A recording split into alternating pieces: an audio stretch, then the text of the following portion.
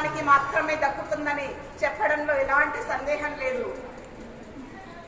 ఈ ఆధ్యాత్మిక ప్రవచన రంగంలో మనమందరం అడుగు పెట్టడానికి ముఖ్య కారకులు మన సార్ గారు.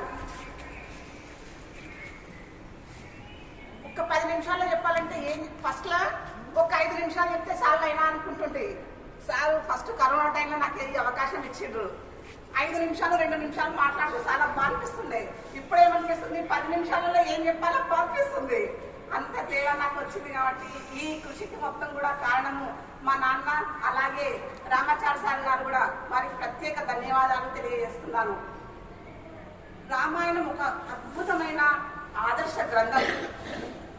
ఆదర్శ గ్రంథం అని ఎందుకు అంటున్నామంటే, రామాయణంలో ఏ పాత్ర తీసుకున్నా, ఏ సంఘటన తీసుకున్నా కూడా అది మన నిత్య జీవితంలో ఎట్లా ఉపయోగపడుతుందో, అంటే ఏ విధంగా నువ్వు ఆలోచన చేస్తే ఒక ఇల్లాలుగా ఎలా జీవితం గడపాలి, ఒక అన్నయ్యగా, ఒక తమ్ముడిగా, తండ్రిగా ఏ విధంగా ఒక మనిషి ఉన్నత స్థాయికి, ఈ మానవ జన్మ నీవు ఉన్న స్థాయి నుంచి ఉన్నత స్థాయికి ఎదగాలనుకున్న వారికి రామాయణం ఒక అద్భుత ఆదర్శ గ్రంథం.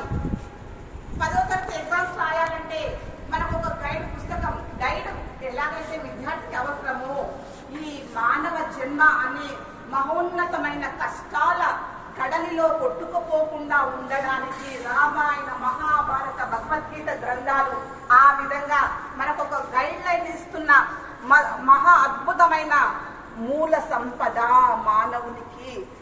ఈ సంపద ప్రపంచంలో 200కు పైగా దేశాలు ఉన్నాయి.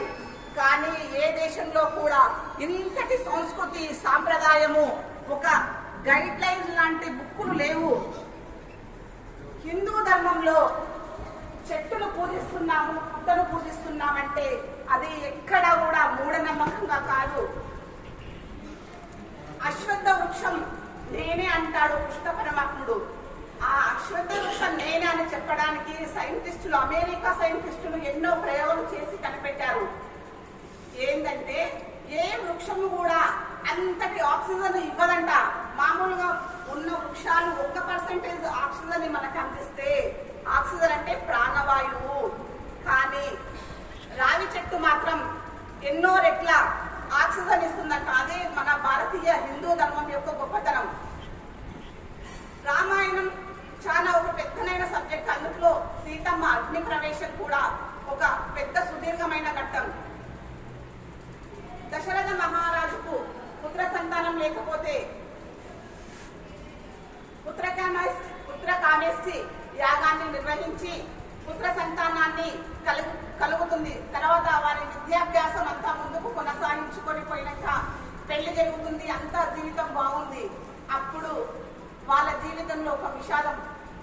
రామ పట్టాభిషేకం అని సంతోషపడుతున్న సందర్భంలో అది జరగకుండా రేపు ఉదయాన్నే రాముడు ఒక రాజుగా తను కావాల్సిన సమయంలో వనవాసానికి వెళ్ళే పరిస్థితి ఏర్పడుతుంది. ఆ వనవాస సందర్భంలో సీతమ్మను రావణుడు అపహరిస్తాడు. అక్కడ సీత లంకలో పడరాని కష్టాలు, బాధలు, దుఃఖాలు, కన్నీళ్లు, ఎంతటి వేదన అనుభవిస్తుందో. కానీ 1 సంవత్సరం రోజులు ఆ సీతమ్మ తల్లి అంత సంతోషంగా బ్రతకడానికి ఆమెకు దొరికిన ఒకే ఒక్క ఆధారం రామనామం. ఆ రామనామాన్ని జపిస్తూ తన 1 సంవత్సరం రోజులు అదే అన్నంగా, అదే నీళ్లుగా, అదే నిద్రగా ఆమె జీవితాన్ని గడిపేస్తూ బాధపడుతూ జీవితాన్నంతా కష్టమయంలో అనుభవిస్తూ ఉంటుంది. అప్పుడు హనుమంతుడు లంకకొచ్చి సీతమ్మ జాడను కనుక్కొని రామునికి వివరిస్తాడు. ఇట్లా సీతమ్మ లంకలో ఉందని. రాముడు రావణ యుద్ధం భయంకరంగా చేసి రావణుణ్ణి చంపేసి, ఇప్పుడు రావణుని చంపేసిండు రాముడు.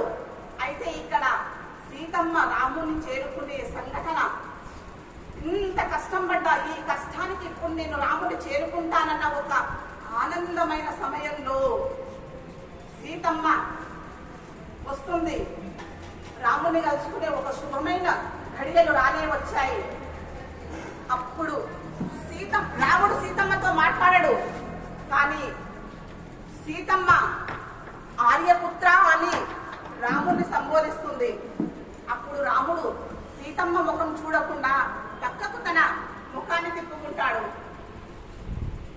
ఇంత వేదన పొందిన రాముడు, ఇంత కష్టపడ్డ రాముడు, నా కోసం ఇంత యుద్ధం చేసిన రాముడు నా ముఖాన్ని చూస్తలేడని బాధపడితే అప్పుడు రాముడు ఏమంటాడంటే, సీత, నా కంటికి జబ్బు వచ్చింది, కంటి కలక ఏర్పడ్డది, నిన్ను చూడడానికి లోకం అనే ఒక అపభావం నాకుంది.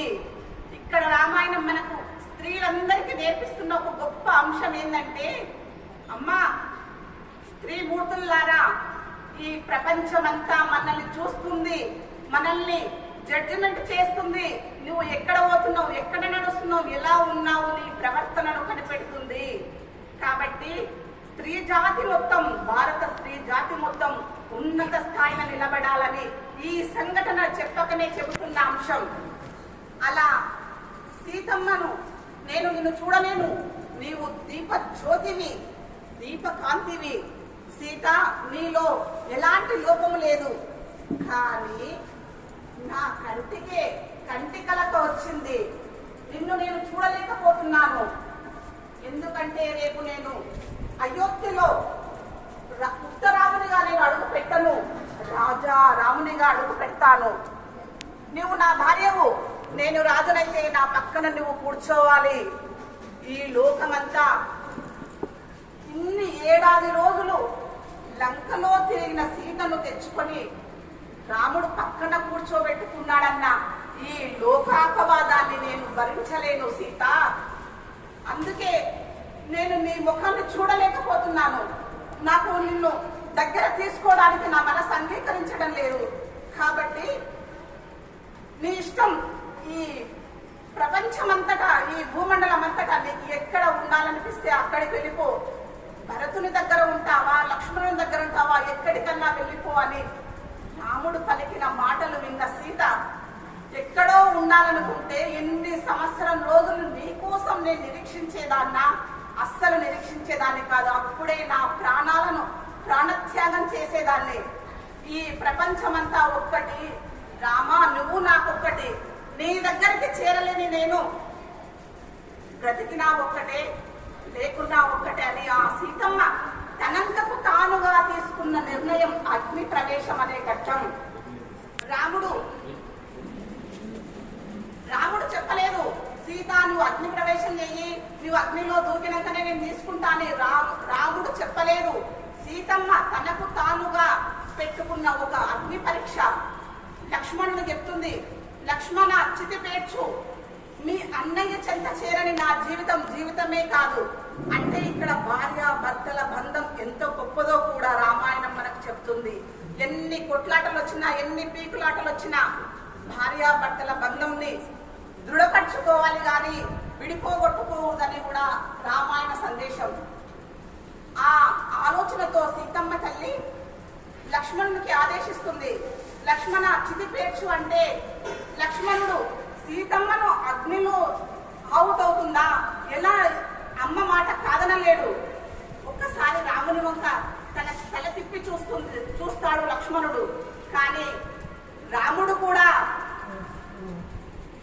కూడా ఏమి అన్నాడు, మౌనం వహిస్తాడు. ఆ మౌనానికి అంగీకారమే అని లక్ష్మణుడు అనుకొని ఆ చితి పేరుస్తాడు.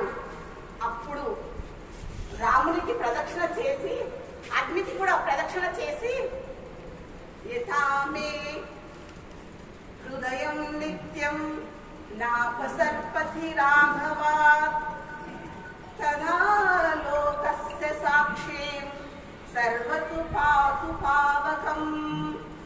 యథామే హృదయం నిత్యం అంటే, ఓ అగ్నిదేవా, నేను ఎప్పుడు కూడా శ్రీరాముణ్ణి నా మనస్సులో తలుస్తూ ఉంటాను.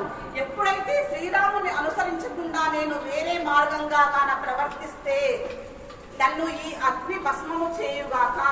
ఎల్లవేళలా రాముడు తప్ప నాకు లోకమే లేదు, ఆయననే ఈ లోకం సాక్షిగా, అగ్ని సాక్షిగా నేను ప్రార్థిస్తున్నానని ఆ సీతమ్మ తల్లి ప్రార్థన చేసి ఆ అగ్నిలో ప్రవేశిస్తుంది.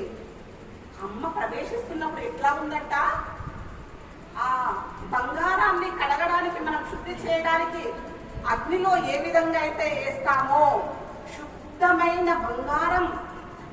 శుద్ధమైన బంగారాన్ని అగ్నిలో వేయాల్సిన అవసరమే లేదు. కానీ ఈరోజు ఆ అవసరం ఏర్పడ్డది. ఆ బంగారాన్ని అగ్నిలో ప్రవేశపెడితే ఎంత మనోహరంగా సుందరంగా ఉంటుందో, అట్లా ఆ సీతమ్మ తల్లి అంత శుద్ధంగా అగ్నిలో ప్రవేశించి, ఆ అగ్నిదేవుడు కూడా తన శక్తి సామర్థ్యాలను చాటుతూ, సీత మహాపతివ్రత, అగ్ని పునీత, తన ప్రాతిపత్యానికి ఎవ్వరు కూడా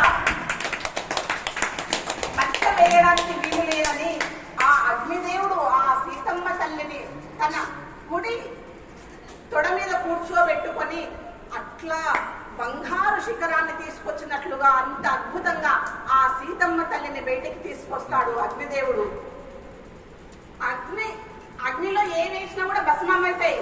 కానీ ఒకవేళ సీతమ్మను అగ్నిదేవుడు ఏమైనా చేయదలుచుకుంటే అగ్నే భస్మమైపోతుందంట. అంత శక్తిమంతురాలు, అంత పవిత్రురాలు ఆ సీతమ్మ తల్లి. ఇలాంటి అద్భుతమైన అవకాశాన్ని కల్పించినందుకు మరొక్కసారి రామాచారి సార్ గారికి మరియు ఇక్కడ మీరు కూర్చున్న మీ అందరికి కూడా ధన్యవాదాలు. సొంత అభిప్రాయాలు ఏమంటే, ఒక్క నిమిషం. సొంత అభిప్రాయం